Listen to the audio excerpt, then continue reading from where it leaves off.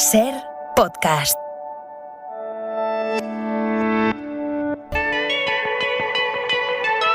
Y los dragones rugían al unísono. Tienen olfato de lobo, vista de lince y gusto por venir al cazador. Te advertí de que no jugaras con fuego y te has quemado. Este sin duda es el reportaje que más nos ha costado hacer. Bienvenidas al mundo de los cafeteros. Adobo que se hace con aceite, vino o vinagre, laurel y otros ingredientes para conservar pescados y otros alimentos. Escabeche. Vaya platazo, Hecho en nada, En mi vida he visto una marranada como esta y tú que me la intentes colar. ¿A quién quiero engañar? ¡No quería venir! ¡Me han traído a la fuerza! Serenidad, what do you mean? La ventana de la televisión con Mariola Cubells.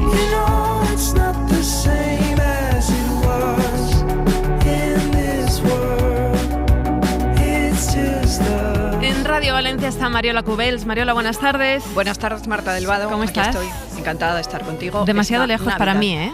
Bueno, sí, es Navidad. Ya, entiendo que tienes que estar con tu familia también. No, pero... tú estás ahí y no en otro lugar porque te toca estar ahí. Efectivamente. Si no, estarías en algún punto del planeta paradisíaco. Sí. Me atrevo a decir, Sí. conociéndote. Sí, yo digo que sí. ¿Cómo estás? ¿Bien? Sí. Además es que el tema del que vamos a hablar hoy me encanta. Mira, los espectadores estamos acostumbrados, no sé si mal acostumbrados, a ver qué opinas, a tener varias series de estreno al mes en diferentes plataformas. Y esto hace que la industria produzca cientos de series cada año. Entiendo por un lado que esto es positivo. Sí. Desde el punto de vista del espectador, desde luego siempre tenemos algo nuevo que ver. Pero no sé si esto tiene un doble filo. Quiero decir, cada vez tenemos menos paciencia, le damos menos tiempo a una serie, ¿no? Para ver si nos gusta o no. Pero claro, yo me acuerdo de esas grandes series, las míticas, ¿no? De temporadas largas, The Wire, Mad Men, que al final pues tenían altibajos en algunas temporadas y nos las tragábamos hasta el final. Bueno, yo creo que ese momento paradigmático acabó. Acabó tal como lo tenemos concebido porque ya hemos educado la retina para otras cosas y de otras maneras y con otro volumen de ficción que nos trae también momentos gloriosos. Lo que pasa es que el efecto sorpresa de esas series míticas de las que tú hablas pasó ahora por la sobreabundancia y luego también porque nos hemos acostumbrado a multitud de narrativas, a multitud de historias, a tener siempre algo en la recámara, cosa que es, bueno, iba a decir reciente, pero ya llevamos como 10 años podríamos decir, de aluvión. Pero yo personalmente estoy encantada de poder mirar tantas cosas distintas y poder asomarte a la ventana y a la ventana que es a las ventanas, digamos, diversas que son las a través de las que vemos las ficciones y las series y las narrativas y tener tantas cosas bonitas y divertidas y diferentes, la verdad. Pues sí. Pero bueno, para analizar Marta, cómo hemos llegado hasta aquí, esas grandes series que se han ido convirtiendo unas en series de culto, ¿no? Las pioneras, las transgresoras. Los compañeros de la revista digital Serializados han hecho un libro editado por RBA Libros que se llama El Gran Atracón, el título ya lo dice todo, y que incluye las 50 series que han moldeado nuestras vidas en los últimos 30 años. Uno de sus autores es Guillem F. Marí y nos saluda desde Radio Barcelona. Guillem, buenas tardes. Hola, buenas tardes, ¿qué tal? Hola, librazo, Guillem. Lo tengo aquí con Tony Soprano comiendo espagueti. Es un libro... Bueno, he dicho Tony Soprano porque me parece él. Pero es Tony Soprano, confirmo. Pero tiene la... Es que va vestido de la Casa de Papel. De la Casa de Papel, claro. efectivamente. Sí. Pues un poco el resumen del libro, ¿no? Esos referentes norteamericanos que nos han inculcado, que hemos estado 30 años viendo, ¿no? Y que son míticos, y luego un referente patrio que se ha ido por todo el mundo, ¿no? Como es la Casa de Papel, y era un poco la idea de resumir estos 30 años con la lupa en Estados Unidos y en España, lo que se ha hecho. El otro invitado es el autor del prólogo del Gran Atracón, es Bob Pop. Bob, buenas tardes. Hola Marta, buenas tardes. Hola Mariola, hola Guillem. Hola Bob. Es que Hola, Bob. Ha escrito un prólogo Escribe, fabuloso. claro, escribe. Las series no son televisión, las series son refugios, abismos, compañía, desafíos, turismo emocional, escuelas de lo global, orgullo y vergüenza de lo local, desahogos, repositorio de todos los chistes certeros en defensa propia que no se nos ocurrieron en la oficina. Son premoniciones, conspiranoias sin fisuras y simulacros, imitaciones de la vida que nos preparan para lo que vendrá. Es una declaración de amor total a las series, Bob.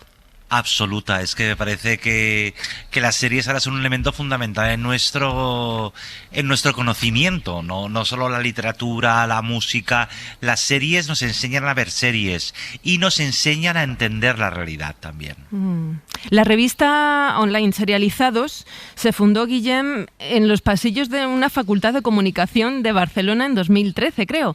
Y esto fue antes del boom de las plataformas. Yo no sé si lo visteis venir, si os la jugasteis o qué. Bueno, siempre hay una parte de jugársela, ¿no? Y de apostar, pero claro, somos una generación en la que empezamos también a ver series con internet, con DVDs, que nos llevaban esas series de las cadenas premium de Estados Unidos, ¿no? Que aquí aún no habían llegado y no habían llegado a las plataformas, pero ya éramos hijos, ¿no? De una manera distinta de consumir series, y eso nos llevó un poco a ver que aquí empezaba un nuevo camino, ¿no? Y una industria que se reforzaba con nuevas plataformas y nuevas cadenas y que acabaría dominando por delante del cine, ¿no? Por ejemplo, que yo, por ejemplo, en mi caso personal, vengo más, ¿no? de ser aficionado al cine, que luego la vida seriéfila te lleva por delante y te obliga ya a ser 100% seriéfilo. Bueno, hay que decir que ellos, Marta, empezaron a hablar de series, además tienen un festival que se llama Serializados, que es fantástico, Bob también lo conoce, hemos participado muchas veces con ellos, y ellos empezaron a hablar de series, Bob, tú lo sabes, cuando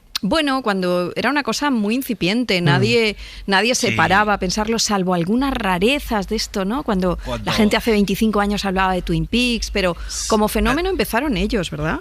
Sí, además en un momento en el que eran las dos Españas, en el que tú o veías la serie pirateada o veías la serie en DVD. Todo era una cuestión de clase. Yo nunca pirateé ninguna serie, entonces de hecho yo llegué a tener varios reproductores de DVD para, según donde me comprara las series, de qué formato fueran. La región, ¿no? Sí. Claro, de la región. Sí. Me tocaba verdad. verlo, pero claro, yo la última mudanza que hice dije, madre mía, cuántas cofres de DVD tenía yo, desde el ala oeste de la Casa Blanca, Los Soprano, The Wire, todo estaba ahí. Claro, menos mal que llegó luego también Canal Plus, ¿no? Que fue un poco la primera que nos trajo cosas estupendas, porque gracias a esa nos aficionamos. De todas formas, Guillem, yo quiero saber este repaso, que es un repaso, he de decir, divertidísimo, iconoclasta, absolutamente muy vuestro, sin sentar cátedra, que es una de las cosas que más me ha gustado del libro. Os habrá costado un montón. ¿Cómo fue hallar todas esas series de las que habláis? Yo creo que fue lo más difícil, ¿no? De todos los meses que hemos estado el listado. O sea, yo recuerdo en nuestra oficina teníamos pues una pared en plan de investigador policial, ¿no? Buscando una sesión en serie llena de series. Era un listado de 500 series que íbamos sacando y claro, el mareo era constante de pensar cuál ponemos, cuál no. Yo recuerdo despertarme por la madrugada algunas noches pensando, no, nos hemos dejado tal serie, Doctor en Alaska, o no hemos puesto Ally McBeal, y era como constantemente esta lucha interna hasta que ya nos asentamos y dijimos, venga, un trazado, ¿no? Escogemos solo americanas y españolas y vemos cuáles de ellas han tenido sobre todo un impacto de gran público en los últimos 30 años, ¿no? Y buscar un poco el equilibrio entre ese gran impacto y luego algunas perlitas, algunas recomendaciones más propias de Serializados, ¿no? Decir, pues mira, esta a lo mejor no triunfó tanto, pero la recomendamos por su calidad, ¿no? Me viene a la cabeza BoJack Horseman, ¿no? Que quizás es una serie que no ha tenido el impacto que pudo tener, por ejemplo, Los Simpson, ¿no? Que también está en el libro, pero que sí que aporta esa puntita de calidad. Y en esa amalgama de 50 series, pues intentar ver también cómo hemos ido cambiando como espectadores. Una de las grandes series que forma parte de la lista de los 50 es The Office.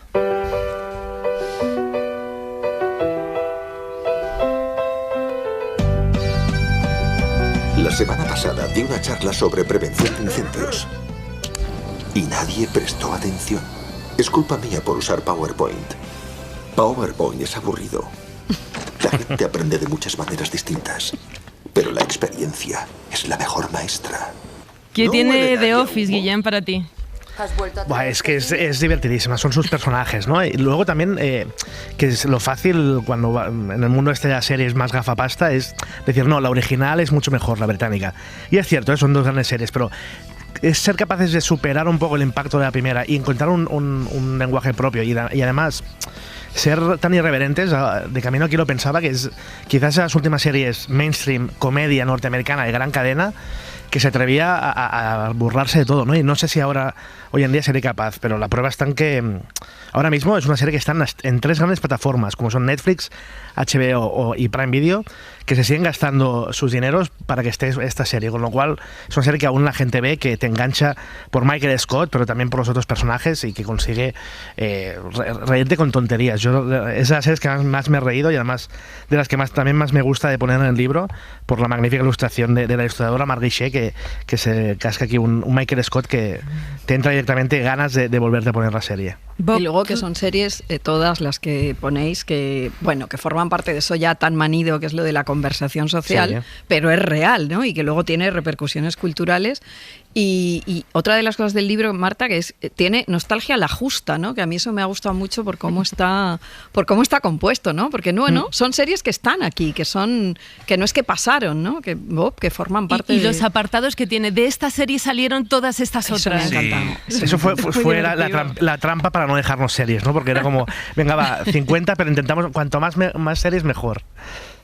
Sí. Bob, tú si tienes que elegir una serie de las 50, ¿con cuál te quedas? Yo me quedo con The Wire.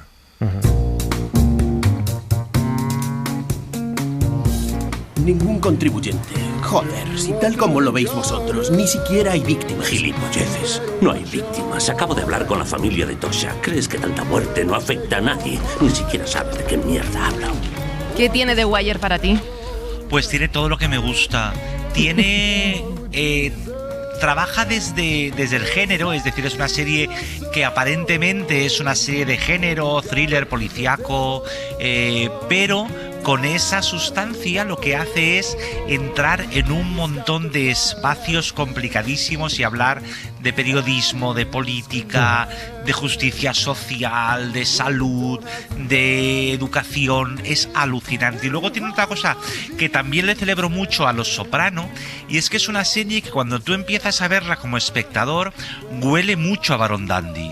Y entonces hay un momento precioso en el que los guionistas dicen: a ver, maricones que habéis aguantado tanto aquí viendo Los Soprano o The Wire, os vamos a regalar un personaje marica que no esperabais, que os va a reventar la cabeza. Y a mí eso me pasó con Omar, ¿no? Sí. Que es de repente una mirada. Para mí The Wire es una serie que yo empecé a ver varias veces porque no era capaz de saber quién era quién. Y me costó mucho. No, y además, Bob, es verdad, porque nadie diría que... Yo nunca hubiera dicho que es tu serie, porque es verdad que es una serie muy testosterónica, ¿no? Sí. Pero claro, no había caído en este momento Omar, claro. No. Y luego además estas series que empiezan siendo muy masculinas y acaban siendo series para todos, y donde además los personajes femeninos tienen unos dibujos alucinantes. Sí. No. Para mí The Wire es una serie a la que... Fíjate, es de las pocas series que me encantan a las que no he vuelto porque me da miedo que no aguante. Mira, has mencionado a Los Soprano. Los tenemos que escuchar. Me ha dicho el doctor Cusamano, su médico de cabecera, que sufrió usted un colapso. ¿Pudo ser un ataque de pánico? ¿No podía respirar? Dicen que fue un ataque de pánico. Por supuesto, todo el tema de la sangre, las pruebas neurológicas dieron negativo. Y me han mandado aquí. ¿Le parece que tuvo un ataque de pánico? ¿Qué tienen Los Soprano, Guillem, para ser parte de ese top 50 de las series? Mira, una vez comparé The Wire con Soprano y me di cuenta que mientras The Wire era prosa, Los Soprano es poesía, ¿no? Fue una manera de entrar también en las series, de ver que se pueden hacer series como películas a nivel fotográfico, a nivel de complejidad de los temas, y luego que desmontaba esa iconografía del mafioso duro y lo ponía en una silla de diván, ¿no? Con unos ataques de ansiedad tremendos, y nos demostraba que podemos ver series con personajes que son malvados y que sean los protagonistas y que sean la gente a la que apoyamos, ¿no? Que eso hasta entonces en series era menos habitual, porque las series siempre respondían mucho a estos cánones más de héroes típicos, héroes del día a día, ¿no? y eso lo cambia mucho Los Soprano. Sí, yo creo que Los Soprano pasa como con Breaking Bad, y es que en el espectador provoca un efecto de dudas morales, ¿eh? Porque tú estás viendo Los Soprano o Breaking Bad y no quieres que le pase nada malo, pero es que son unas personas muy malvadas. Claro. Bueno, hay que decir que Los Soprano lo ha elegido nuestra compañera Lucía Taboada, pero Marta del Vado también tiene una serie, está en el libro y que tú acabas de citar. Sí, es Breaking Bad, claro. Claro.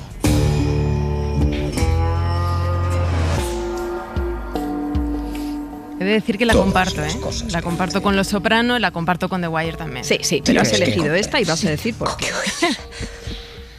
¿Por qué, Marta del Vado?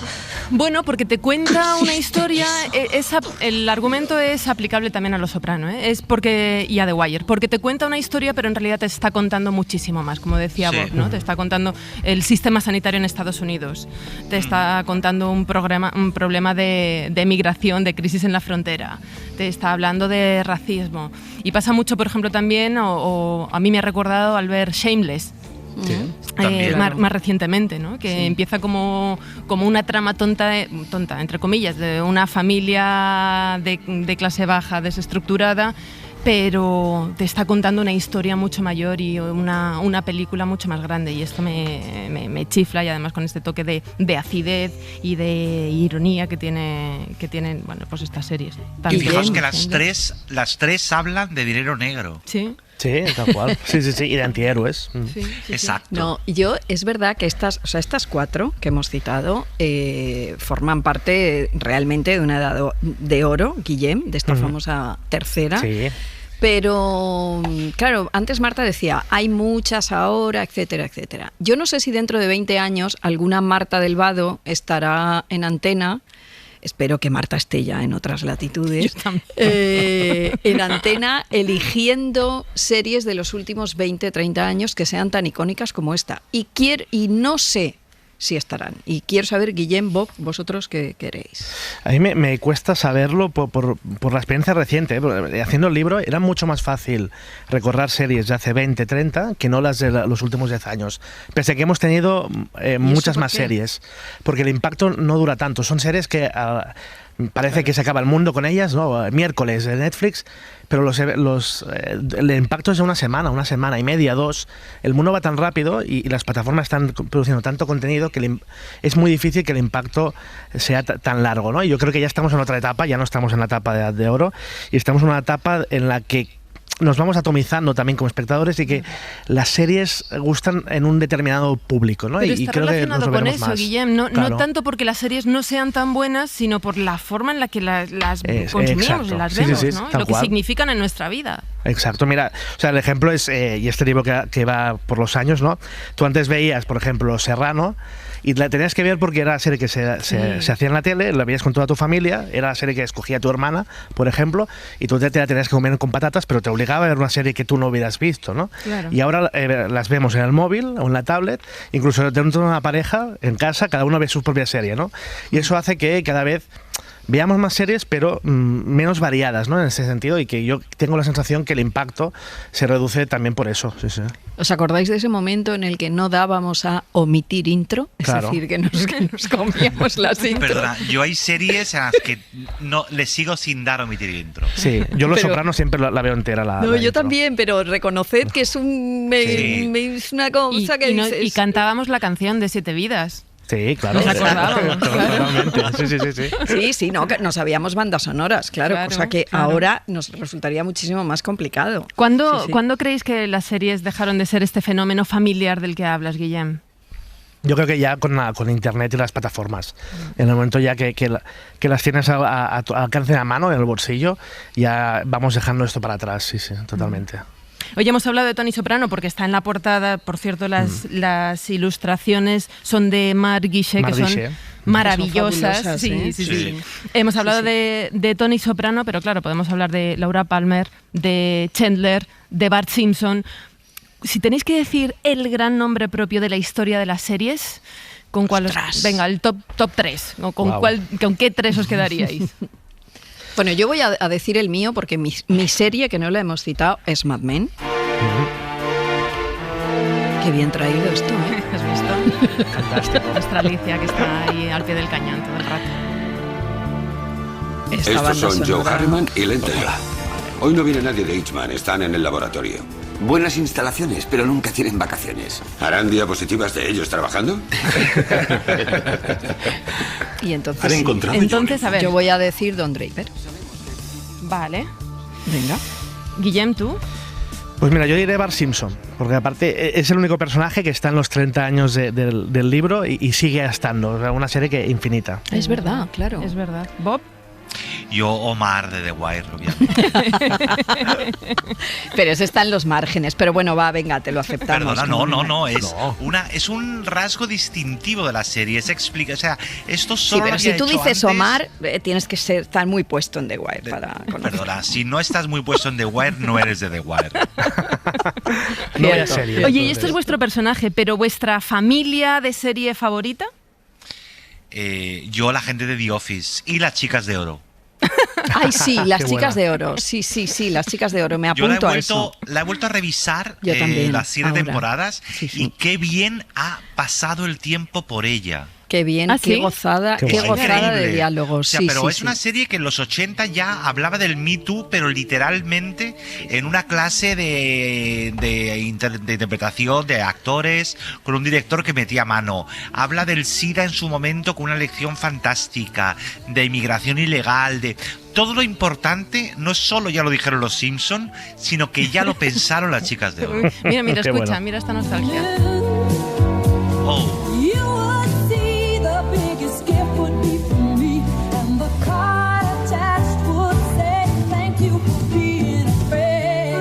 Oye, pues os traigo un test. Un juego, Un venga. juego. A ver. Sí. Venga. Os vamos a poner un audio con unas frases de diferentes personajes y me tenéis que decir a qué serie corresponde.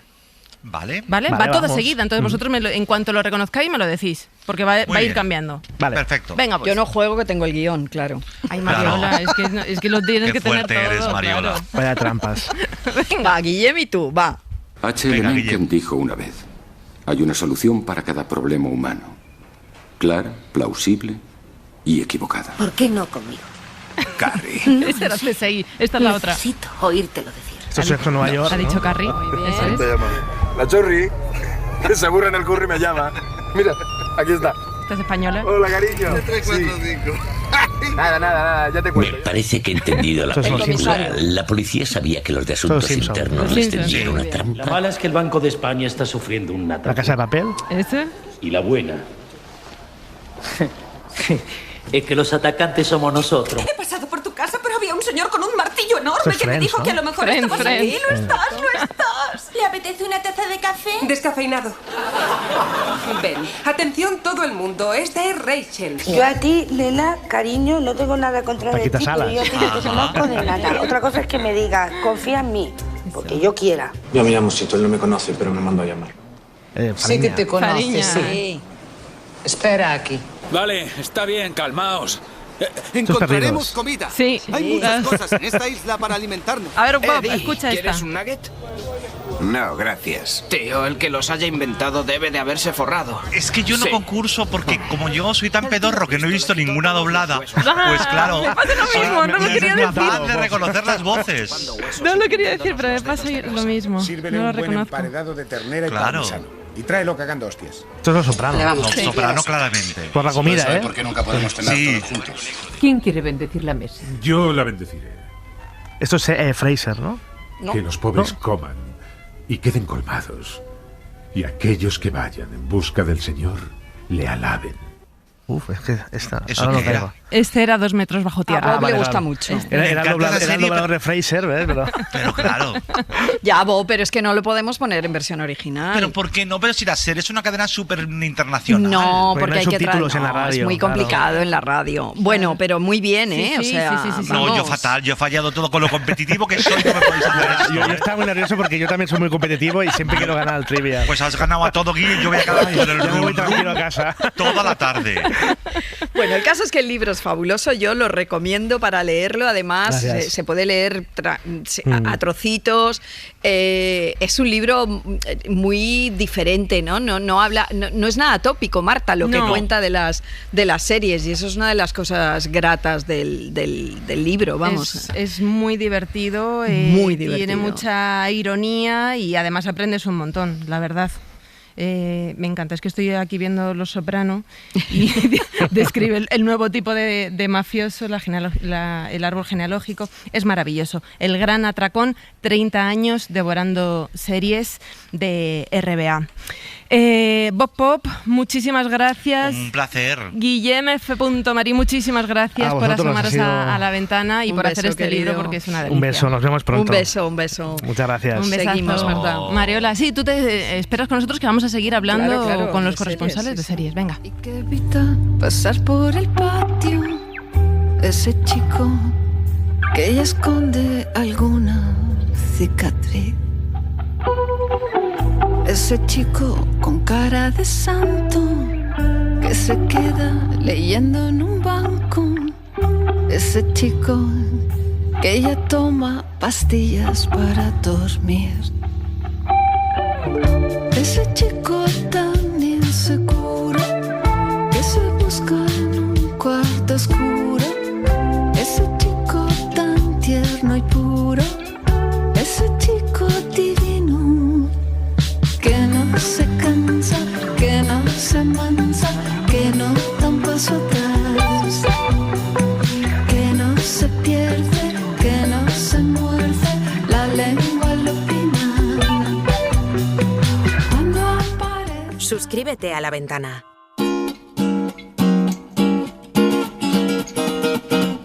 Hi everyone and welcome to the Window of the World. Boa tarde, sejam muito bem-vindos à Janela ao Mundo. Bonsoir, bienvenue à la Fenêtre du Monde. Goedenavond, welkom bij het venster op de wereld. Hey, afternoon y'all, welcome to the Window to the World. Schönen Abend aus Deutschland, willkommen zum Teil das Fenster zur Welt. God kväll och välkommen till Vinduet mot världen. Buonasera, benvenuti alla finestra al mondo. Holly came from Miami, FLA. La Ventana del Mundo. Hitchhiked her way across the USA. Con Marta del Vado. Hey babe, take a walk on the white side. Said hey honey, take a walk on the white side. Y con Mariola Cubels, que Mariola sigues en Radio Barcelona, ¿verdad? Sí, en Radio Valencia, Uy, perdón, Radio Valencia, eso. En Radio Valencia.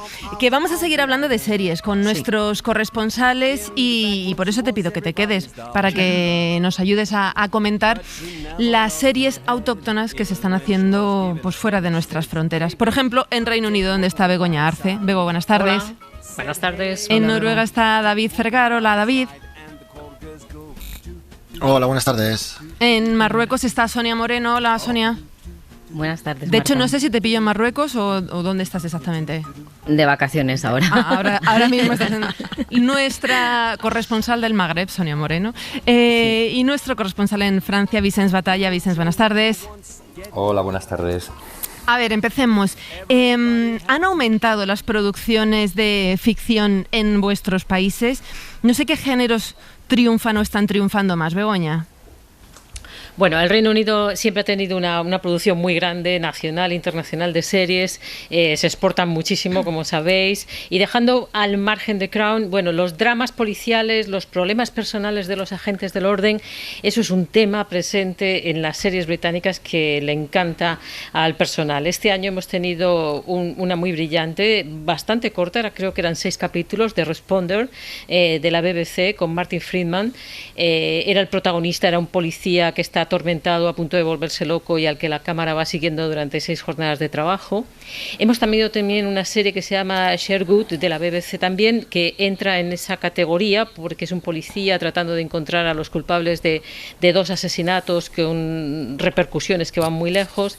Está basado en 2 crímenes además reales que ocurrieron en la zona de Nottingham.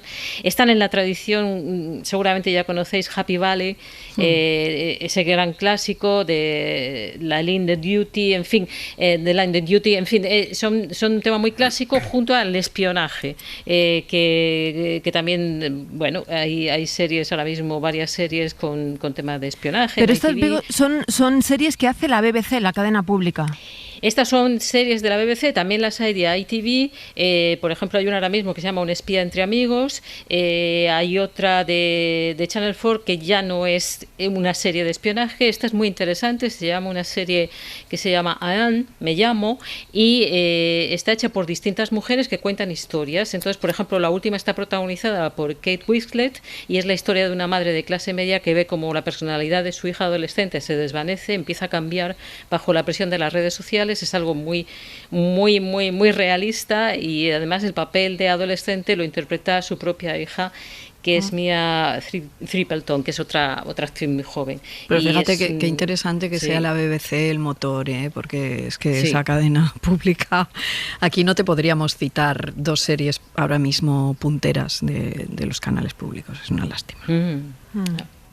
Y esta se llama, decías, I Am Ruth y se llama Yo Soy, y según va cambiando, o sea, cada capítulo lo hace una mujer distinta, y cambia el nombre. Contando una historia completamente distinta. Entonces, la última ha sido esta que os cuento, que realmente es un problema. Ella, la actriz Kate Winslet, luego ha hablado en entrevistas de que lo que quieren es representar el problema que están sufriendo muchísimas familias que ven como sus hijos adolescentes cambian de la noche a la mañana por la enorme presión, por las enormes críticas, por el acoso que tienen en las redes sociales, y desde luego la serie es magnífica, es un solo capítulo en este caso, pero refleja perfectamente con las dos actrices, incluso la hija es estupenda, refleja perfectamente lo que es este drama familiar que viven muchas familias. Y suena así. You can do whatever you want, sweetheart. You are not judged, you are not criticized. Well, I am, though, am I not? I'm sorry, I'm not perfect. Please stop. You are driving me to do this. I really think it would be worth her while if she saw a counsellor. Y esta decías que es de Channel 4, que también es un canal público. Esta es de Channel 4, es un canal público, también tiene muchas series Channel 4 de todo tipo, cómicas. Hay gran cantidad de series, unas son mejores, otras son peores, muchas se exportan. Desde luego esta, por ejemplo, merecería la pena que llegará seguro. Que saliera, Marta, y apúntatela. Es muy interesante. Sí. Llegarán seguro, casi todas llegan luego más tarde, más pronto que tarde. Esta me la apunto. David, en los países nórdicos ¿está creciendo mucho la industria audiovisual o es mi percepción? Pues sí, muchísimo. Aquí uno de los géneros que ha crecido más son los documentales de True Crime, pero también hay muchas series de ficción, y muchas aquí en Noruega, sobre todo de temas políticos, muchas veces de autocrítica de la propia sociedad noruega. Yo destacaría Ocupados, y luego me contáis si alguna de las conocéis en España, que no lo sé. Vale. Ocupados, que narra la virtual invasión de Rusia a Noruega, lo que se parece terriblemente bastante a lo que está pasando en Europa. Esta fue de hace 2 o 3 años. Una que está ahora, que se llama Amo, que habla de la industria armamentística noruega, algo que mucha gente no sabe. Exit, que también es en la pública, y que contradice un poco el estereotipo del noruego estirado, con las vivencias de 4 ricos de Oslo entre dinero, cocaína y prostitutas. Una más social, que es Porni, sobre una trabajadora de protección de menores.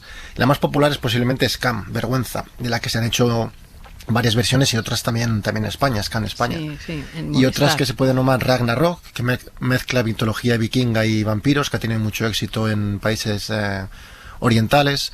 O Beforeigners, que habla de los problemas de los inmigrantes, pero en lugar de viajar de país a país, son viajeros del tiempo. Y un clásico que se exportó mucho fue Lilyhammer, con el guitarrista de Bruce Springsteen, Lil Steven, que hacía de mafioso neoyorquino en las montañas noruegas. ¿Tú conocías alguna, Mariola? Mira, Ocupados sí que está en Netflix, y Exit también está, ahora no recuerdo en qué plataforma, pero desde luego las otras no han llegado, supongo que llegarán. La de Scam, recuerdo que aquí se hizo una serie bastante exitosa en Movistar, que era una versión de la noruega, ¿verdad, David?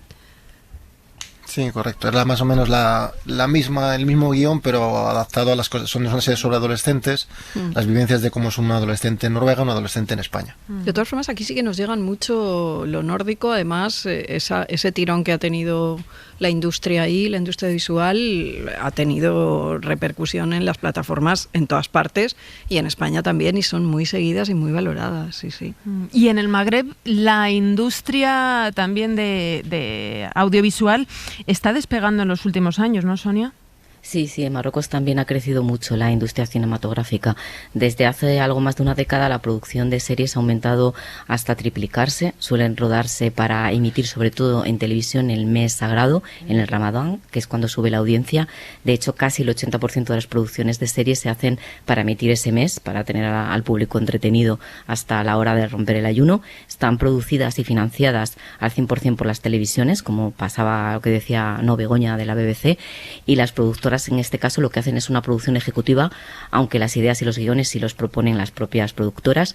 Se suelen rodar en 2 meses, es muy concentrado el rodaje, así que me comentaba uno de los directores, Marta, Tariq El Idrissi, que están estresados, lo escuchamos. A veces no tenemos tiempo, estamos muy estresados, ¿sabes? Grabar una serie de 30 episodios en 2 meses y 2-3 días antes tienes que estar montando capítulos. Entonces es bastante estresante, pero claro, la tele tiene que aprovechar. ¿Pero por qué en 2 meses? Sí, porque les ponen toda la producción, les dan los guiones, o sea, ellos lo que hacen es presentar al Centro Nacional Cinematográfico la idea, ¿no? Y posteriormente lo tienen que aprobar, y cuando les dan pues ya todo para rodar, pues es todo muy pegado a justo cuando va a ser el Ramadán, entonces lo tienen que hacer todo rápido, aparte de que, por ejemplo, claro, Tarek El Idrissi es un gran director, que va a presentar ahora una película que lleva 8 años trabajando en ella en Marruecos, ¿no? Se llama Sons de Berebería, o sea, es sobre los sonidos bereberes, porque él es rifeño, y entonces, bueno, tiene que hacer esto un poco también por alimentarse, ¿no? Como pasa en estas profesiones. Claro, bueno, hay pero series... también decía Sonia que es una cuestión de presupuesto, claro, porque si tienes, claro, es que si oyen los productores ese timing de rodaje, los productores de aquí, igual se van allí a rodar. Claro, porque es una cuestión de presupuesto, cuanto más tiempo para rodar, más caro es el asunto. Yo quiero saber, Sonia, si son series buenas, si son series de calidad. A ver, hay series, bueno, todas, lo primero que están en versión original, están en Darija, que es el dialecto árabe que se habla en Marruecos, luego también están en bereber en sus 3 variantes, y en hasanía, la lengua de los saharauis. La que más se ve es la de las que están en Darija, porque bueno, es digamos la lengua que engloba, y el espectador tipo pues suele ser la familia que se reúne en casa, que lo ven las series juntos, y lo que más son dramas sociales, argumentos parecidos a las telenovelas turcas, salen muchos chicos y chicas guapos, los tópicos es al final lo que funciona, ¿no? Mientras que las series bereberes y las saharauis tratan más sobre temas locales, pero bueno, sí, yo creo que se salen, bueno, había una serie que tuvo mucho éxito, que era un poco, que estaba basada en la casa de Bernarda Alba, de García Lorca, y tuvo mucho éxito, sí. Fíjate, ahora que me estabas preguntando un poco, no ha llegado nada aquí, nada. O sea, yo es un tema que desconozco completamente, esa narrativa. Pues sería interesante, ¿no? Que pudiéramos verla. Sí. Pues no, aquí desde luego no ha llegado, nadie ha tenido ninguna plataforma, ¿no, Sonia? ¿Ha tenido interés en acercarnos? No, estaba pensando cuando le estabais preguntando también a David que bueno, que sí, que es, y de alguna otra se puede ver en España, y estaba pensando que no, que las marroquíes no. Pero vamos, yo creo que son también bastante locales, ¿eh? Pero bueno, están teniendo mucho éxito las turcas, y también son bastante locales. Claro, y aquí han llegado todas. Vicenci, en Francia actualmente hay una gran variedad de series, y yo creo que también los canales de televisión y las plataformas hacen competencia para esto, ¿no? Para ver quién atrae al máximo de público. Sí, aquí se han tenido que despertar, sinceramente, porque las series francesas son muy malas. He encontrado una estadística reciente interesante. Antes de hace 10 años. La verdad es que hay una estadística de Unifrance. Unifrance es el organismo de promoción del cine francés, porque en Francia es una potencia industrial a nivel de cine, pero claro, es a nivel de cine. Este estudio dice que a nivel de plataformas, Francia está en el 4º lugar a nivel de producción que se puede ver en plataformas, y a nivel de cine está en 3er lugar, después evidentemente de Estados Unidos, la India, y luego viene Francia. A nivel de series, Francia baja al 6º lugar, porque el 2º lugar después de Estados Unidos es Reino Unido. Y luego vienen Corea del Sur, China, Japón, etcétera, ¿no? Eso demuestra que estaban bastante dormidos, ¿no? Y Canal Plus, evidentemente, tenía obligación, es la cadena que financia una parte del cine francés para empezar a hacer buenas series. Empezó con Les Revenants, Los Resucitados, que era una serie de zombies pero realista. Luego tuvo mucho éxito éxito Le Bureau de Légende, la oficina de leyendas, que va sobre temas de espionaje actual, de geopolítica, cruzados entre Francia e Irán, en este caso, duró 5 temporadas. Ahora tiene bastante éxito Barón Noir, Barón Negro, que es sobre temas de actualidad política, que lleva ya tres temporadas. Tiene éxito también las series de época, una especie como de true crime francés, rememorando también los folletines de principios del siglo XX que han dado lugar a continuar haciendo sagas y también a nivel de cine. Y ahora mismo pues está el Paris Police 1905, que es una miniserie, antes había sido el Paris Police 1900. Y hablando de cadenas públicas, Arte, que es la cadena franco-alemana, también ha empezado a hacer sus propias series, y durante el confinamiento pudimos disfrutar gratuitamente de la versión francesa de bueno, decíamos aquí en Terapia, que esto originalmente es una serie israelí, también se ha hecho en Estados Unidos, y son capítulos de menos de media hora con un psicoanalista que recibe a pacientes, y en la primera temporada en 2021 estaba basada en el trauma de los atentados del 2015 del Bataclan, en el este de París, y esta temporada ha sido directamente, digamos, las consecuencias de la COVID. Luego llegamos a Netflix, porque Netflix también digamos, ha empezado a hacer producciones locales. La que tuvo bastante éxito, también en sus 4 temporadas, es Die Pur-sang, que es una historia sobre casting a nivel de buscar. Esta nos ha llegado aquí, ¿no, Mariola? Sí. Esta sí. Bueno, es que está en Netflix, claro. Sí. Claro, sí, digamos, primero tuvo éxito en Francia, luego se hicieron versiones fuera. Fanny Herrero, que es la directora, ha hecho este año Stand Up, que es sobre el entorno de la gente que hace monólogos en el teatro, que también ha tenido bastante éxito. Y llegamos a la serie que ahora mismo sí que se puede decir que es la que tiene más proyección fuera de Francia, que es Lupin, basada en un folletín de principios del siglo XX. Que yo le llamo Lupin por mi mal francés, claro. Como Tantan es Tintín, pues aquí es Lupin, que podéis decir.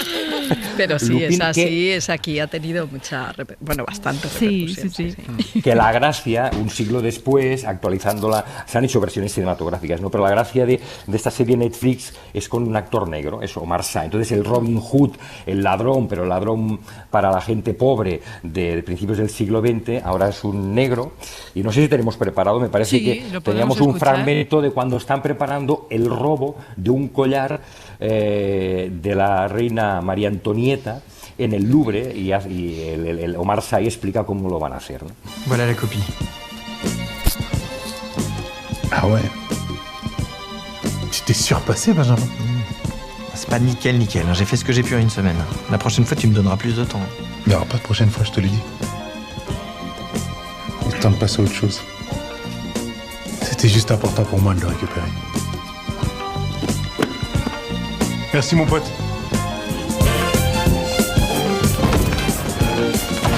Ahí está esa escena de Lupin. David, en tu caso, es que no quiero terminar sin que nos cuentes que es que tú eres una estrella de las series nórdicas. ¿Qué dices? Sí. Bueno, eso es el titular, pero ahora lo voy a venga. todo.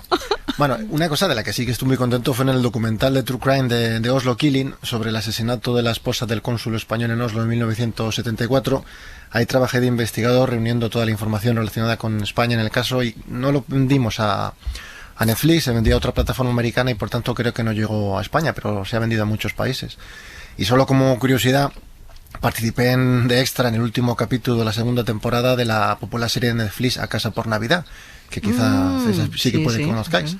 Ahí hago del hermano de Raúl, que es el novio de la mejor amiga de la protagonista, y durante la cena de Navidad se me puede intuir gritando Feliz Navidad, que creo que hay un audio, y a ver si luego me decís si se me reconoce o no. Ahora lo voy a buscar. Nej, det är Elbjörn. Va? Sätt på FaceTime då. Hallå! Hej! Hej Elbjörn! Tú eres uno por ahí que dice Feliz Navidad, ¿no? Ahí estoy, 8 horas de trabajo para decir Feliz Navidad. Oye, dejadme, antes de que terminemos la hora, que encendamos la luz del faro.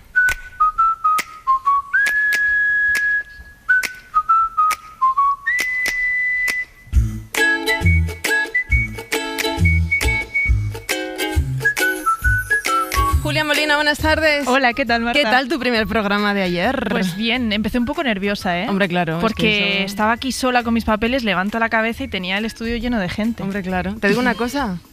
Esto no se te va a pasar. Yo aspiraba a hoy venir un poquito más tranquila. Pues no va a pasar. Joder. Los nervios te van a acompañar, pero no pasa nada. Tú le pones una silla ahí, que se sienten a tu ladito y ya estamos. Esto es lo que hago yo todos los días, Julia. No me extraña. ¿Tú ves series? Sí. Pero estoy un poco perdida. Es que cuando termino The Crown me quedo un poco huérfana y me cuesta seguir. Pero claro, no me puedo quedar un año entero sin ver series. Pues escucha todo este tramo que llevamos, esta hora que llevamos de ventana, porque más de una idea te van a dar. Sí. ¿Qué llevamos esta noche? El Faro Colonia. El Faro Colonia, toma ya. Que viene muy bien hilado con esto del francés, porque... Es verdad. Mira, tenemos una canción de Perfume, por cierto. You don't own me. I'm not just one of your many. Colonia de perfume, pero también irse de colonias. Exactamente. Y también tenemos las colonias de animales. Hemos invitado a que venga esta noche un amigo que tenemos en común, La Ventana y el Faro, que es Carlos de Ita. Hombre, claro, tenía que estar. Entonces nos va a contar cómo suenan algunas colonias de animales. Y bueno, por ahora lo que he escuchado de los oyentes que han ido enviando es que hay una versión total hacia los anuncios de colonias. ¿Ah, sí? A mí me gustan. Pues con la pasta que vale. Eso digo yo. Y además que, bueno, te dicen que empieza la Navidad. Claro, es así. Te escucharemos esta noche. Que vaya muy bien. Begoña, David, Sonia, Vicens, Mariola, muchísimas gracias. Un besazo. Un beso fuerte. Adiós. Serendipias con Ignacio Crespo.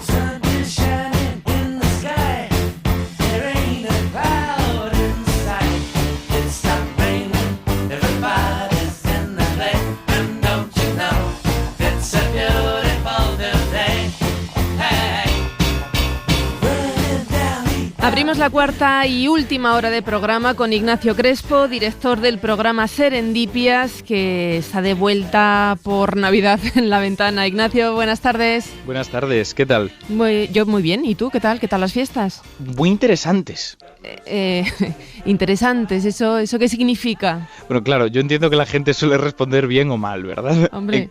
En mi caso, digo interesantes porque me gusta reflexionar las cosas y he tenido la oportunidad de estar haciendo muchas reflexiones relacionadas con la Navidad, así que interesantes. A ver, ¿sobre qué te ha dado por reflexionar? Sobre Cuéntanos. los regalos. Regalos, Sí. Bueno, un asunto cotidiano, pero... Bueno, pero tiene su profundidad. Sí. Claro, es cotidiano, pero tiene su profundidad, porque piénsalo un momento. A ver. El concepto de regalos. Tú llegas y un día te dan una caja totalmente opaca, con su papel, con su lo que sea, y la intercambias por otra cuyo contenido no conoces. Es una forma muy poco eficiente de obtener lo que quieres, ¿no? De darle a alguien lo que él quiere y que tú tengas lo que te apetece. Es un intercambio extraño. Claro, bueno, extraño es que lo midas tú en términos de eficiencia, porque yo lo que veo más es lo simbólico, ¿no? El gesto, un gesto de afecto, de cariño hacia otra persona.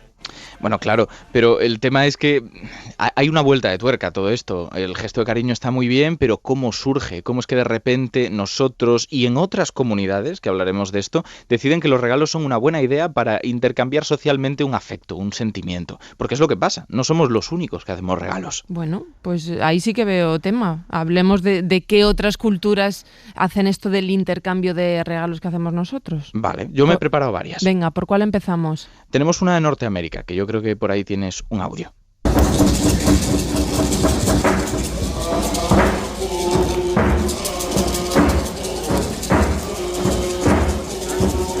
Esto que estamos escuchando es la festividad del Potlatch, una pronunciación muy extraña. No voy ni a intentarlo otra vez, pero ahí está. Que ocurre en Norteamérica, como decía, en sobre todo la zona de Canadá, y que antes era mucho más tradicional porque no es por parte de la gente moderna, por decirlo así, sino de comunidades indígenas que ya vivían allí hace muchísimo tiempo y que lleva existiendo más que nuestra Navidad, como quien dice. Lo que ocurre en este caso es que podemos remontarla incluso 1000 años hacia atrás, en la zona de Alaska, los primeros registros que tenemos, pese a que ahora esté más extendido por Canadá. Y la idea era muy sencilla. Una vez al año, la gente ponía en común un montón de cosas: comida, telas, objetos, todo tipo de material que hubieran podido producir y que en cierto modo les sobrara, y los regalaban. Pero ojo, esto fue cambiando. Lo que al principio era simplemente me sobra, te lo doy para que tengamos una mejor relación en comunidad, se convirtió en un signo de estatus. Las comunidades, las familias, por decirlo así, que mejor les había ido durante el año y que tenían salmón que habían curado o pues tal vez determinadas pieles que eran difíciles de conseguir, las guardaban aunque las necesitaran y luego las regalaban. Era una manera de decir, mira, me sobra aunque no me sobre. Que esto nos da mucho a las redes sociales ahora mismo, ¿no? A gente que pretende aparentar lo que no. Bueno, pues no lo he inventado en Instagram. Esto venía de antes. Pero, claro, antes hablabas de eficiencia, ¿no? Esto te refieres, pero también hay motivos humanos. Claro, porque como estoy hablando de esto, digo que poco eficiente, esto de intentar quedar como el que más tiene, el que más hace, pero efectivamente hay una vuelta que es a lo humano en este caso. Si podemos entender esa redistribución de la riqueza, podría darte lo que tú quieres en un momento concreto, pero de esta manera te doy cierta libertad. Si tú tienes a tu disposición aquello que necesitas sin pedírmelo, porque una vez al año lo ponemos en común, en cierto modo estamos generando un impuesto, una redistribución muy primaria, por decirlo de esa manera, pero que ahí está, un impuesto para comunidades tribales de aquel momento. Y en cierto modo podemos remontarlo a muchos otros lugares y tiempos del Esto mundo. Ya lo hacían en el Imperio Romano, Claro, ¿no? eso es lo que iba a decir. En el Imperio Romano había la costumbre de que las familias más ricas, más adineradas, precisamente también por eso del estatus, dieran parte de su dinero para festividades, para cubrir los gastos de fiestas de la zona donde vivían. Por decirlo muy resumidamente, pero esa era la idea. Y de nuevo era un impuesto sobre impuestos. Ya. Bueno, aquí sí que veo la eficiencia. Claro, por eso. Entonces, en el caso nuestro también hay que ir buscándola. Pero tenemos otros, tenemos más ejemplos. Venga, el segundo nos lleva a Papúa Nueva Guinea, en Oceanía, y es el circuito o intercambio Kula. Sí.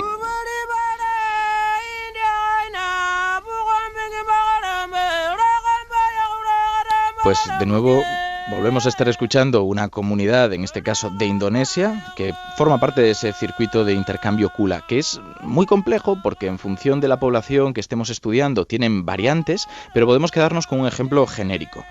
Imaginemos un río por el cual se navega. Si vas hacia el norte, vas a intercambiar un tipo de joyas hechas con conchas. En concreto, si vas hacia el norte, como decía, vas a intercambiar gargantillas. Si vas hacia el sur, en canoa, en sentido contrario, lo que vas a intercambiar son pulseras hechas también con conchas. Cuando dos piraguas en sentido contrario se cruzaban, se intercambiaban las joyas. Esto, de nuevo, la eficiencia es muy difícil de encontrar, porque igual yo no quiero gargantillas, o me la puedo hacer en vez de estar haciendo pulseras de conchas durante 3 tardes enteras. Pero era una manera de vincular comunidades. Cuando estás intercambiando regalos con una comunidad distinta, con otra tribu, es más difícil que se generen rencillas, fricciones, claro, porque está todo súper protocolizado. En este caso es tú me regalas esto, yo te regalo esto, nos volvemos para casa.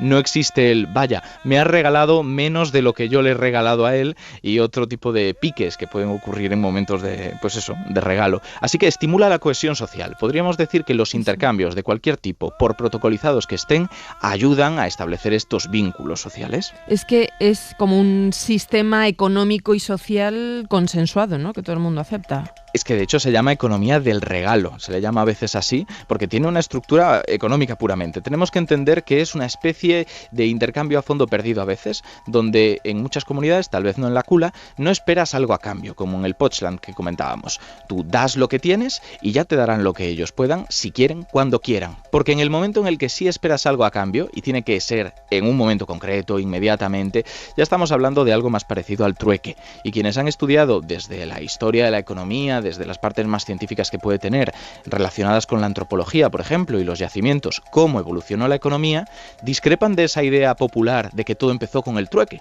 con coger, tener un objeto que a otra persona le interesa, cambiárselo por algo que te interesa a ti. Esto es algo ya mucho más evolucionado. Empezaron las comunidades supuestamente dando lo que tenían sin esperar nada a cambio, dentro de núcleos muy cerrados de población, familias, prácticamente familias, que tú sabes que tu hijo o tu primo quiere algo, pues se lo das, no estás esperando que te dé una unas zapatillas deportivas en el momento, y si no vas a llevarle, pues no sé, una cuenta de lo que te debe. Luego surge ya el dinero y finalmente, esto es lo curioso, el trueque aparecería en momentos donde las comunidades se complican mucho, en momentos de caídas de imperios, momentos complicados donde la moneda se devalúa y la única manera de poder mantener un intercambio en un mercado ya constituido es tener cosas que otra persona quiere y darlas fuera, claro. Pero esto de la economía del regalo es inherente al ser humano o también se dan en otras especies animales. Pues mira, hay muchos ejemplos de animales que intercambian cosas. Y aquí ya deberíamos de entrar un poquito en tema filosófico de si no son regalos, pero por poner ejemplos muy sencillos, todos podemos imaginar al típico gato o perro que tenemos en casa, que en algún momento sale al jardín y nos trae un pajarito o un ratón y lo pone a nuestros pies. Solemos interpretarlo como un regalo y en cierto modo lo es porque nos lo están dando de forma, entre comillas, altruista. Pero ¿cuál es el motivo que hay detrás de esto? Como vemos, siempre tenemos que entender qué es lo que motiva, qué es lo que nos empuja a regalar. Y en este caso, los estudios etológicos más recientes sugieren que lo que está haciendo ese gato, lo que está haciendo ese perro es enseñarnos a cazar, porque es lo que hace con sus cachorros en el medio natural, llevarles presas muertas para que las identifiquen y sepan qué es lo que tienen que atacar. Me imagino al gato diciendo, no le he visto cazar en la vida, se me va a morir de hambre. Voy a enseñarle un poco.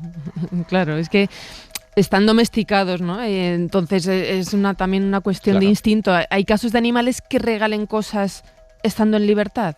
Hay muchísimos, de hecho, pero claro, de nuevo tenemos que entender eso del regalo, porque habrá gente que diga no es regalo, no es altruista, buscan algo a cambio. En cualquier caso, vamos poco a poco y vamos con los casos más conocidos y llegamos a los más altruistas. Los primeros que yo te diría son el típico de arañas o mantis, que cuando van a copular con su pareja, el macho lleva comida envuelta en el caso de las arañas o totalmente al descubierto para saciar a la hembra. Esto podría ser como una caja de bombones en una cita, si no fuera que conocemos muy bien el motivo. Lo hacen para que no les devoren a ellos, para ver si se sacian y si no quieren comer algo más después de la cópula. Así que, bueno, regalo, no regalo, sería un poco la duda. Pero hay otro ejemplo que me gusta más, que salimos de lo más conocido, nos vamos a un ave que está en Australia y Nueva Zelanda, que es el pergolero. El pergolero tiene la costumbre de atraer a la hembra creando una estructura, no llega a ser un nido porque no nidifican en él, no ponen los huevos en él, pero es un arco hecho con pajas que decora alrededor con objetos azules, de todo tipo. Si es azul, se lo lleva. Normalmente tapas de botellas, pajitas, pero hemos encontrado, papeles, todo. ¿Y qué es lo que ocurre? Que esto lo hace exclusivamente para la hembra. Es una muestra de afecto, de acuerdo que afecto podríamos ponerlo entre comillas, que lo que quiere es reproducirse, de nuevo copular, pero no es para que no le coma. Está haciendo una estructura, una arquitectura básica, decorada incluso con criterios estéticos para atraerla a ella. Mira cómo suena el pergolero. Sí. Que cualquiera diría que es un ave que luego se fija en temas estéticos, con este graznido que tiene, pero sí, sin duda. Y fíjate, hay otro caso que es también bastante extraño, porque es el intercambio de cianuro que hay en las cigüeñas. Es que tiene un nombre también con la Y ahí. Cigüeñas que no cigüeñas. Exacto, no son cigüeñas, eso podemos decirlo. Son un tipo de polilla de 6 puntos, 6 puntitos rojos, que resulta que sabemos que los machos producen cianuro o acumulan cianuro y con la cópula se lo pasan a las hembras. Las hembras pasan de tener niveles de cianuro muy bajos a tenerlos muy altos. En nuestro caso esto sería un problema porque nos moriríamos, pero ellos lo hacen como estrategia de defensa. Es como regalar un spray de pimienta para que esté protegida tu pareja. Algo que, pues podríamos entrar a debatir, pero sería la comparación sencilla para que nos hagamos una idea. Y hay más, si quieres yo sigo. Sí, no, te iba a decir, dejando ya la cuestión de si existe altruismo o no en esto de los animales, ponme algún caso donde no se regalen cosas sin recibir nada directamente a cambio. Pues mira, el caso más extremo para mí, luego podemos entrar en detalles, es el de los bonobos, que son como chimpancés, no es exactamente lo mismo, son dos especies hermanadas, por decirlo así, donde los bonobos regalan no solamente a los miembros de su familia, sino incluso a los extraños. Esto es algo rarísimo, algo que posiblemente hagamos nosotros y un par de especies más por ahí, un par como quien dice, no vamos a ponernos a contar.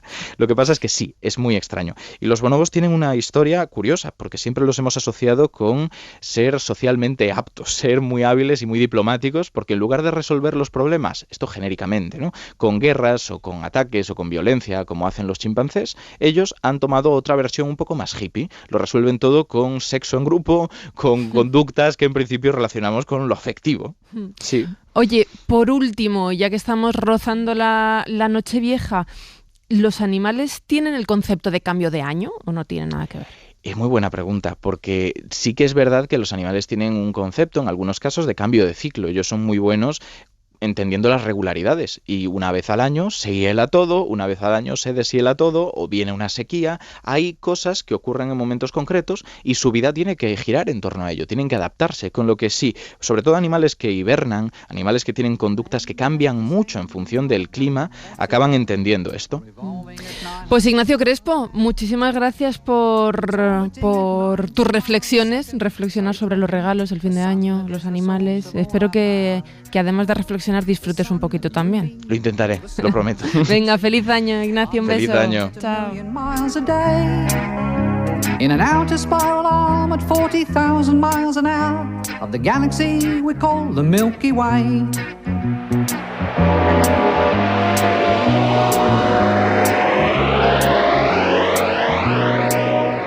Our galaxy itself contains 100 billion stars. It's 100,000 light years side to side.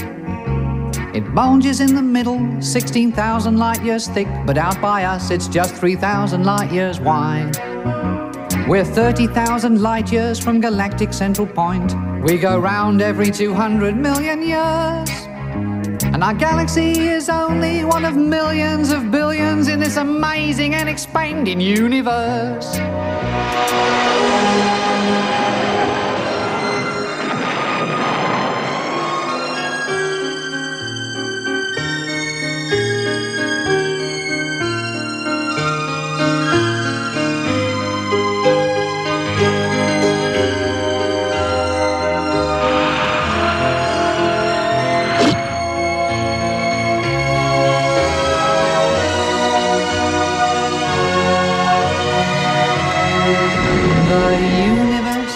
Keeps on expanding and expanding in all of the directions it can whiz.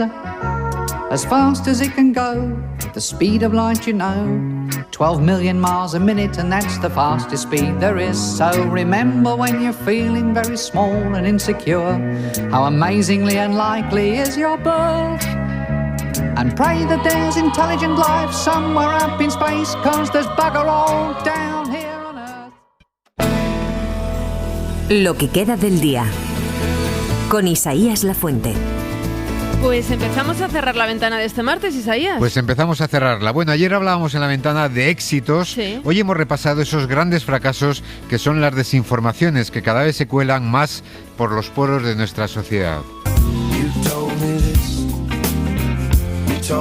Y lo hemos hecho con nuestro bulólogo, con Marc Amorós, que nos ha dicho lo evidente, que están creciendo y están creciendo mucho en años, en tiempos de grandes noticias de impacto que tienen carácter global. En 2018 hubo una consultora, Gartner, que predice tecnológicamente el futuro, dijo que en 2022 la mitad de la información que leeríamos, sería falsa.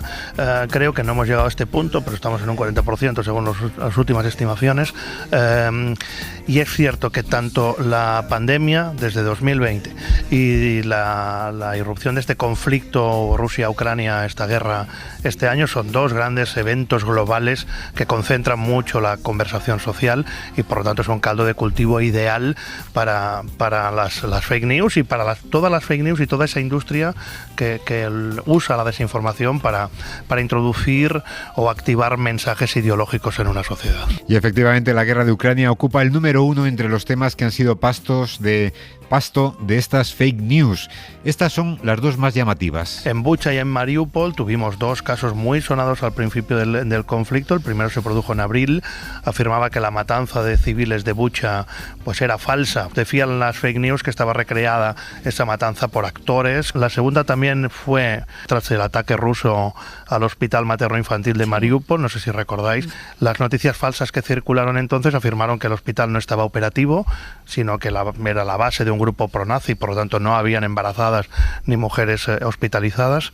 Y después decía que las mujeres embarazadas, que eran actrices, que interpretaban papeles, en concreto se señaló a una que se afirmaba que era una supuesta blogger de belleza, y todo era falso, ¿no? Pues repasadas estas noticias falsas sobre la guerra de Ucrania, esta tarde hemos ido a buscar las reales.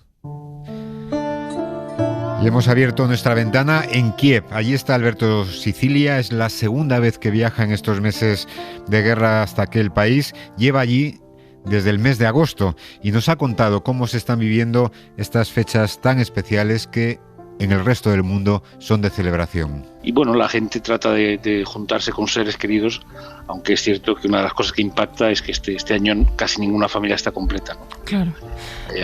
Hay millones de ucranianos que han tenido que huir y que viven en el extranjero, otra gente desgraciadamente ha fallecido, y luego también hay muchas familias que tienen a sus hijos o a sus nietos en el frente. El impacto de los misiles, de las bombas rusas, están cortando los servicios básicos, que es una forma de matar también lentamente, o por lo menos de hacer de la vida algo invivible. Hay millones de personas sin acceso a esos servicios tan básicos. En las grandes ciudades normalmente, bueno, pues cada día o cada 2 días algunas horas de electricidad te llega, pero es cierto, sobre todo en zonas más rurales y zonas más cercanas al frente, ahí pueden pasar días o semanas sin luz y sin electricidad. Y yo creo que es lo más urgente. Y mientras los observadores internacionales creen que esta guerra, que ya casi dura un año, se terminará alargando, ellos, los ucranianos, piensan a corto plazo.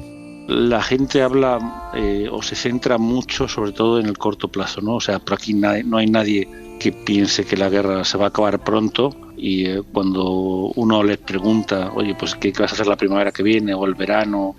La gente lo que te dice es, mira, yo lo que tengo que hacer es centrarme en sobrevivir esta semana, en sacar adelante a mi familia los próximos 10 días y luego ya veremos, ¿no? Pues esta es la foto que nos hacía Alberto Sicilia desde Kiev, capital de Ucrania, que es hoy un país de ciudades devastadas. Y sobre ciudades, esta mañana han hablado en Hoy por Hoy.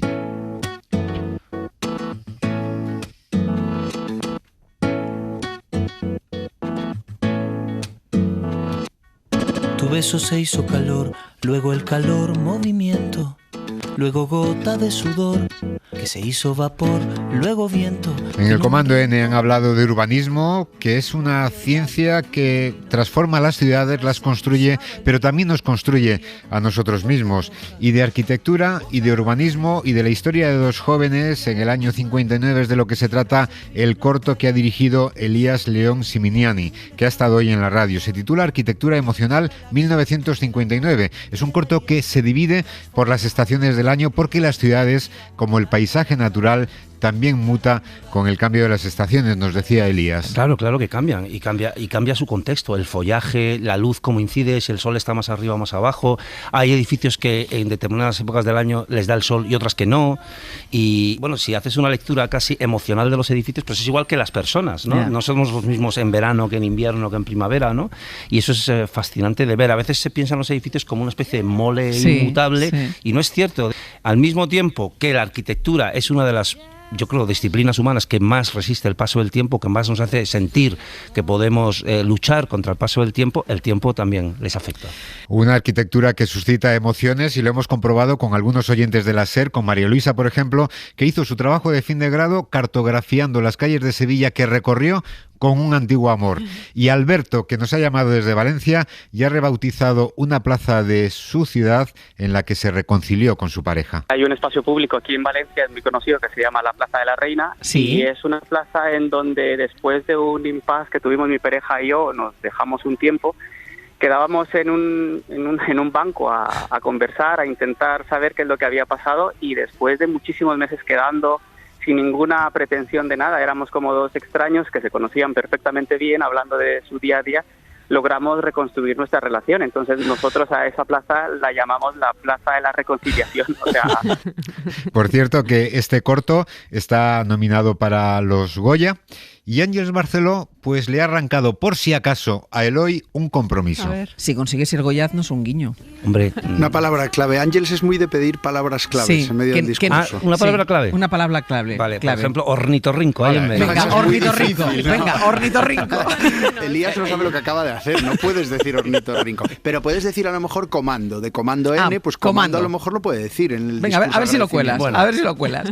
Elías, comando es muy fácil. Ornitorrinco, ¿eh? Y lo grabamos en mármol. Bueno, Ángeles, que pedía un gesto a Elías, y Manoli Álvarez, una panadera de Bilbao, pues también ha pedido un gesto a sus clientes. Y es un gesto muy sencillo, oye, que los clientes dejen el móvil cuando son atendidos.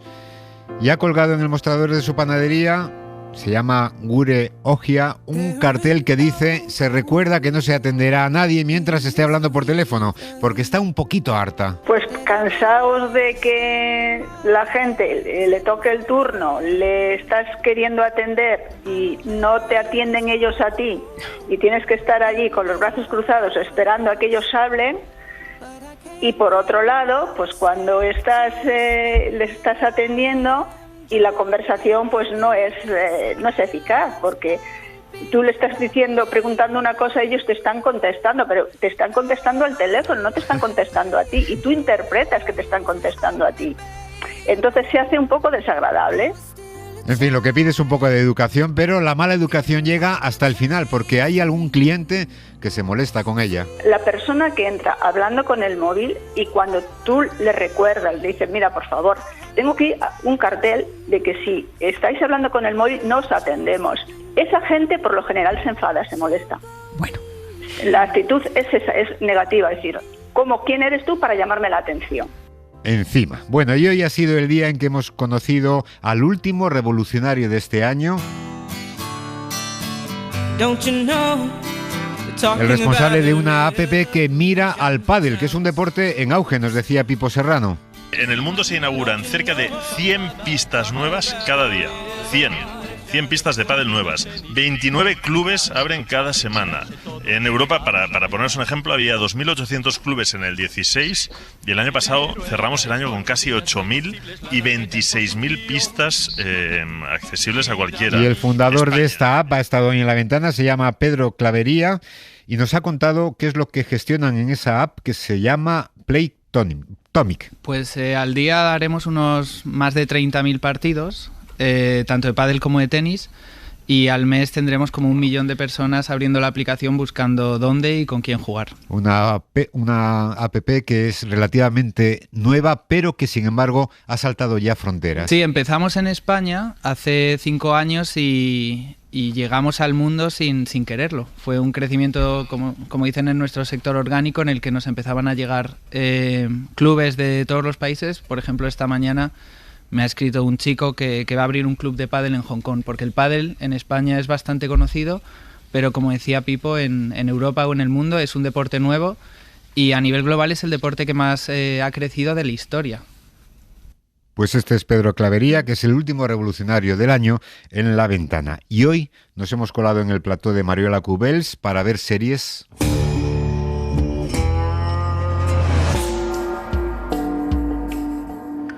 Esas grandes series que se han convertido en series de culto, por pioneras, por novedosas, por transgresoras.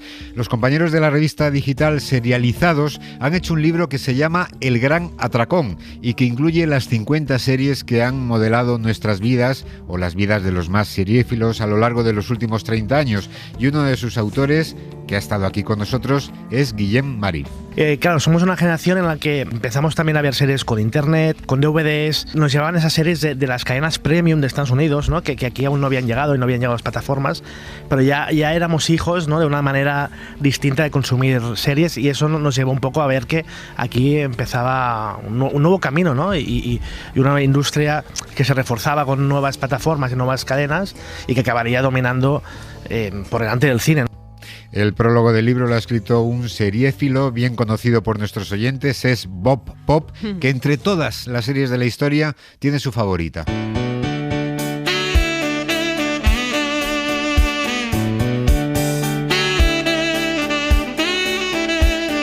Seguro seguro que la reconocen, es Las Chicas de Oro, una serie veterana pero muy moderna, nos decía Bob. Yo, la gente de The Office y Las Chicas de Oro.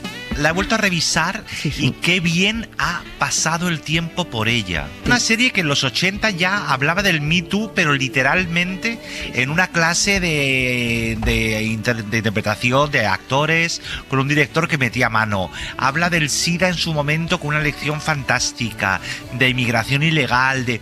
Todo lo importante no es solo ya lo dijeron los Simpson, sino que ya lo pensaron Las Chicas de Oro.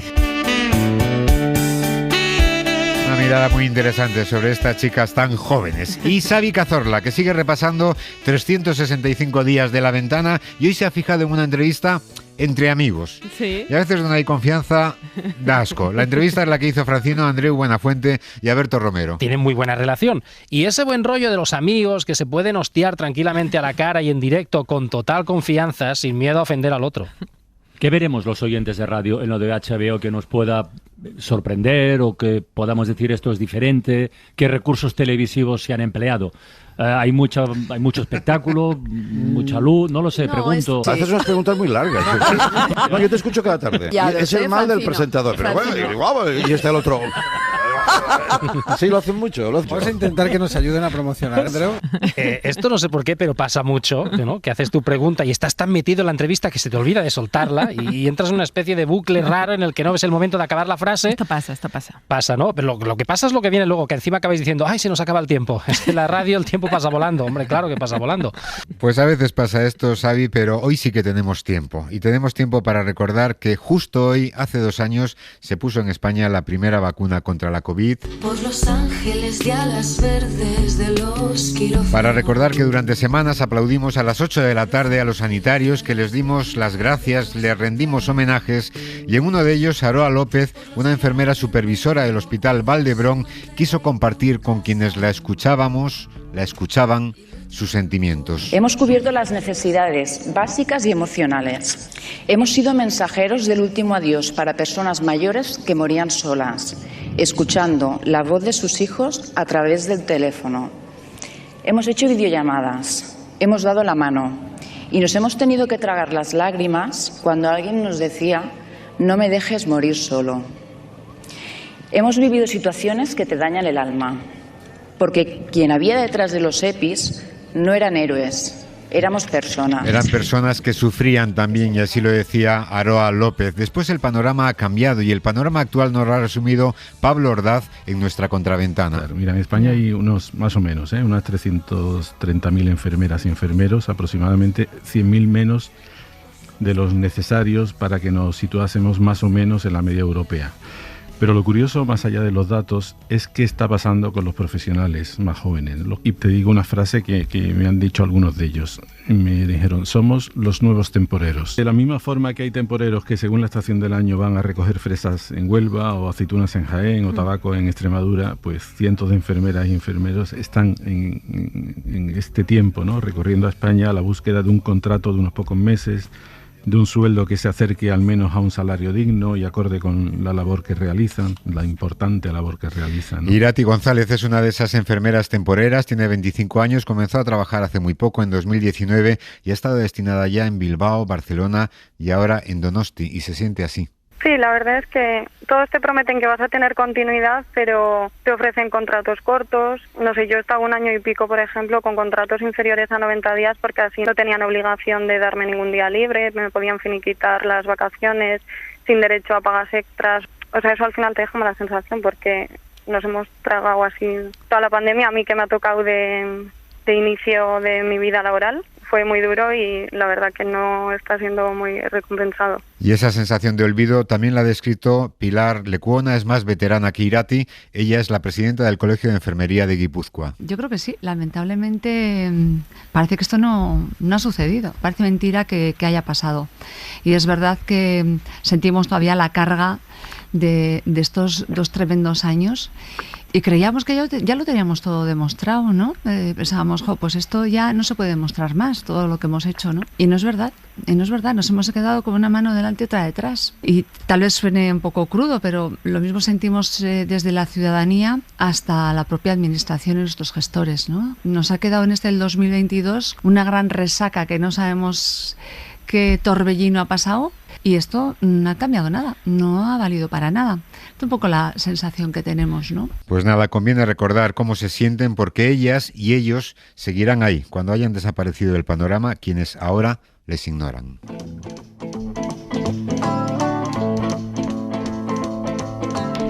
Rumors spinning around in that Texas town, but there's shack outside the grounds, and you know what I'm talking about. Just let me know.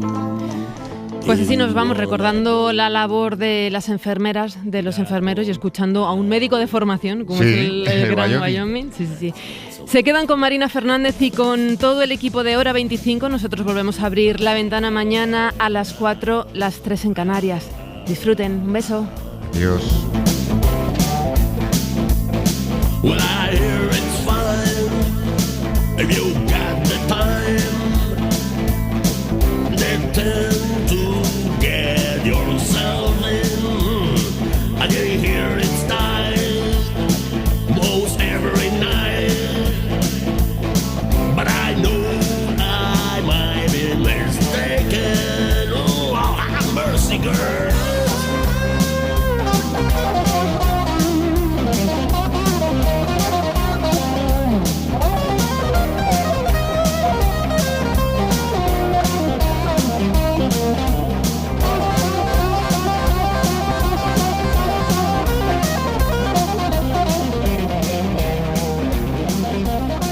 Suscríbete a La Ventana.